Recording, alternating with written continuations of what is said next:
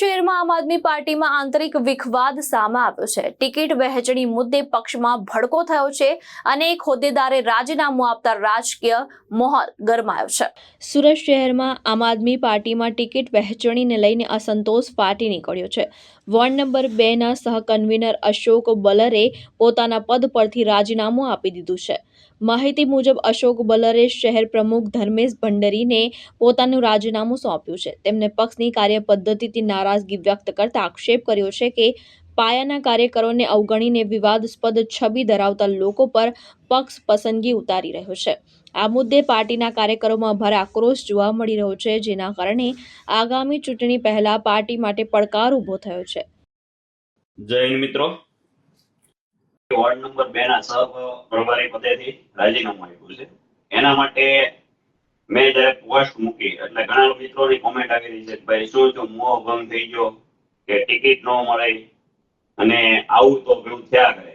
ત્યારે એ બાબતે એક થોડી એવી ચર્ચા કરી લઈ। ભાઈ પહેલી વાત કે મેં ટિકિટ માંગેલી નથી, એટલે ટિકિટ નહીં મળવાનો કોઈ અફસોસ નથી, કારણ કે આપણે ઉમેદવારોને જીતાડવા માટે જ મહેનત કરી રહ્યા હતા અને કંઈક પરિવર્તન આવે એના માટે। કારણ કે અત્યાર સુધી આપણે જોયું છે કે જે બીજા રાષ્ટ્રીય પક્ષો છે એ જે કેરેક્ટરલેસ લોકોને જ્યારે ટિકિટો આપી રહ્યા હતા એની આપણે તકલીફ હતી, પરંતુ આવું ને આવું જ કંઈક આજે આમ આદમી પાર્ટીમાં પણ સમાચાર 3 દિવસ પહેલાના મારી પાસે આવેલા છે કે વોર્ડ નંબરમાંથી એક 5 નંબરના વોર્ડમાંથી કેરેક્ટરલેસ માણસ જે છે એને ટિકિટ આપવામાં આવી રહી છે।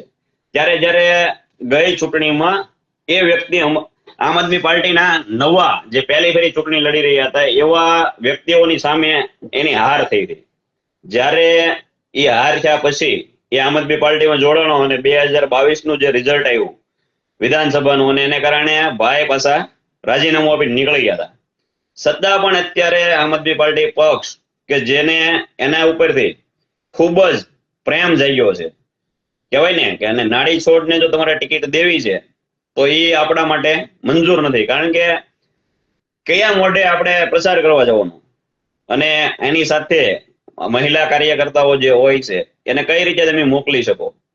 એટલે આવા બધા કારણોસર આવું જો રાજકીય પાર્ટીઓને આ જ કરવાનું હોય તો આપણે આવા રાજકારણ માટે નથી આવ્યા, અને એના માટેથી મેં મારું ભાઈ પદ આપ્યું હતું મને પાર્ટીએ, અને એના કારણે જે આપણે કાર્ય કરી રહ્યા હતા અને આપણને ક્યાંક એવું લાગ્યું ખોટે ખોટું આ આપણે હવે જ્યારે કામ નથી કરવું તો એ પદ આપણી પાસે રાખીને કોઈ ફાયદો નહીં। એના માટે થઈને મેં સુરત શહેર પ્રમુખ ધર્મેશભાઈ ભંડેરીને મારું રાજીનામું મોકલી દીધું છે અને સાથે સાથે સોશિયલ મીડિયામાં પણ મૂક્યું હતું, અને આ વાત તમારે સમક્ષ સોશિયલ મીડિયા થ્રુ કરી રહ્યો છું કે ભાઈ મને કોઈ ટિકિટનો મોહ નહોતો કે મેં કોઈ ટિકિટ માંગેલી નહોતી, એટલે કોઈ પણ મિત્રોએ આવી કોઈ ગેરસમજમાં આવવું નહીં। અને હવે આગળ જ્યારે વિચારશું કે ચૂંટણી લડવી છે કે શું કરવું છે એના માટે પણ તમને સોશિયલ મીડિયા દ્વારા આપણે કહેશું।